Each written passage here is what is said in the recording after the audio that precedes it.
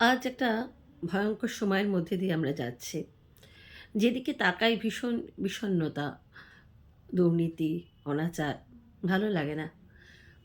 তো এরকম সময়ে বারবার মনে পড়ে যে সেই মানুষটা যদি আর একবার সামনে এসে দাঁড়ান, তাহলে কি আমরা পারি না আরও একবার ঘুরে দাঁড়াতে, আলোর মুখ দেখতে? সঠিক নেতৃত্ব দান কাকে বলে সেটা তিনি দেখিয়েছিলেন। তো যদি একবার আমরা তার দিকে তাকিয়েও নিজেদেরকে সংশোধন করতে পারি, নিজেদের আরেকবার ফিরে দেখতে পারি, তবে কেমন হয়? চলুন তার উপরে আজ একটু শুনি আমার লেখা। তখন কুয়াশা ঢাকা মাঝরাত। শেষ ট্রেনটা স্টেশন থেকে বেরিয়ে যেতেই বাইরে পা দিলাম। ছমছম করে উঠল শরীরটা। নেবু নেবু হলদেটে ল্যাম্পপোস্টের আলোয় সাইকেলটা চালাচ্ছিলাম একটু জোরেই। হঠাৎ দূর থেকে যেন ভেসে এলো একটা চিৎকার, বাঁচাও বাঁচাও। আমার সচেতন মনে কে যেন বলল, পালাও পালাও।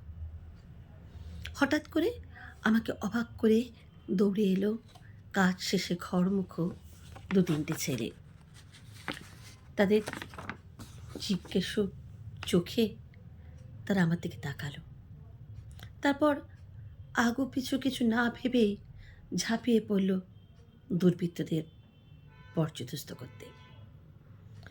ওরা ফিরে এলো, কারো কপাল কেটে রক্তস্রোত, কারো জবজবে ঘামে ভেজা শরীর, তবু এক হাতের বলিষ্ঠ মুঠিতে ধরা দুর্জনের হাত। পিছন ফিরে দেখি রেল কলোনির মাঠ জুড়ে তখন প্যান্ডেল বাঁধা চলছে। মাইকে চলছে সেই গান, কদম কদম বাড়ায় যাও, খুশি সে গীত গায়ে যা, এ জিন্দগি হে কাম কি, তো কাম পে লুটায়ে যা।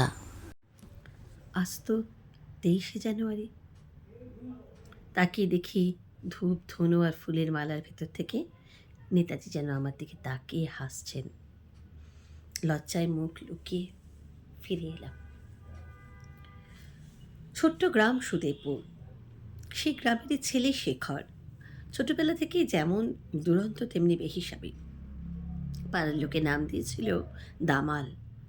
সেই দামাল ছেলে যেদিন কফিনবন্দি হয়ে এসে পৌঁছালো কার্গিলের প্রান্ত থেকে গ্রামের স্কুলের মাঠে, সেদিন সারাটা গ্রাম কান্নায় ভেঙে পড়েছিল। শুধু শেখরের বুড়ো বাবা ভেজা গলায় বলেছিল, তোরা কাঁদছিস কেন রে?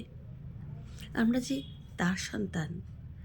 তারপর তেরাঙ্গা ঢাকা ছেলের কফিনের ওপর রাখলেন একটা ছবি। জল জলে দীপ্ত সে ছবির নিচে চোখের জলে কে যেন লিখেছেন, তোমরা আমায় রক্ত দাও, আমি তোমাদের স্বাধীনতা দেব। অফিসের কেরানি প্রতাপবাবু। দু হাতে পয়সা লেনদেন যেন তার নাম সর্বত্র। চোখের নিমেষে ফাইলপত্র এদিক থেকে ওদিক করে দেন।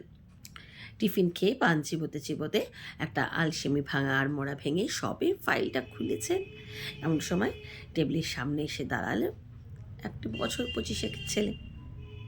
সুঠাম বলিষ্ঠ চেহারা। স্যার, আমার ফাইলটাতে কি হাত দিয়েছেন? ভ্রু কুচকে মুখ তুলে তাকালেন প্রতাপবাবু। বিরক্ত মুখে বললেন, তুমি কি নাম তোমার? পুলিশের চাকরি, তাই না? হ্যাঁ স্যার, চাকরিটা আমার খুব জরুরি। জরুরি? খুব প্রয়োজন? আচ্ছা, ফাইলটা শুধু শুধু আটকে রেখেছেন কেন স্যার? ছোটুল চোখে হাসি খেলে গেল প্রতাপ চৌধুরীর। কি যেন কথায় আছে না, যত গুড় তত মিষ্টি। জানি স্যার, সব জানি। আপনার পিছনের দেওয়ালের ছবিটা আজকে বড্ড সুন্দর লাগছে। কি দীপ্ত চাহনি, মনে বল এনে দেয়। প্রতাপবাবু একবার পিছন ফিরে তাকালেন। কাল ছিল 23শে জানুয়ারি। এখনো ছবিটা থেকে ভেসে আসছে টাটকা ফুলের গন্ধ। প্রতাপবাবু গম্ভীর মুখে ফাইলটা বন্ধ করলেন। তারপর বললেন, যাও, বাড়ি যাও, কাল এসো, ফাইল রেডি থাকবে। এবার শীতের শেষে গেছিলাম অযোধ্যা পাহাড়। কয়েকদিনের টানা ছুটি। ছোট ছোট আদিবাসী গ্রাম, লাল মেঠো পথ। ভোরবেলা আপন মনে হাঁটছি, দূর থেকে ভেসে এলো বহু পরিচিত সেই গান। রক্ত যেন চলকে উঠল। বনপথে খুঁজে খুঁজেই পৌঁছে গেলাম জঙ্গল ঘেরা এক সবুজ গ্রামে। একটা ছোট্ট প্রাইমারি স্কুল। হাসি মুখে মিষ্টি বেরোচ্ছেন শিক্ষক। সব ভুলে বসে পড়লাম শিশির ভেজা ঘাসের গালিচায়। একটি বাচ্চা ছেলে দৌড়ে এলো মিষ্টি হাতে। আমার হাতে মিষ্টি দিয়ে বলল, আজ আমাদের সবাই রাজা নেতাজির জন্মদিন বটেক। অনাবিল হাসি ছুঁয়ে গেল ওর ঠোঁটে। তাই তো, রাজার রাজাই বটে। দু চোখ জলে ভরে এলো।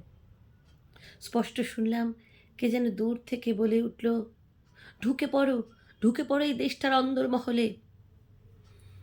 অন্ধকার অন্তর্মহলে শৈশবের অলিতে গলিতে আলো জ্বেলে দাও।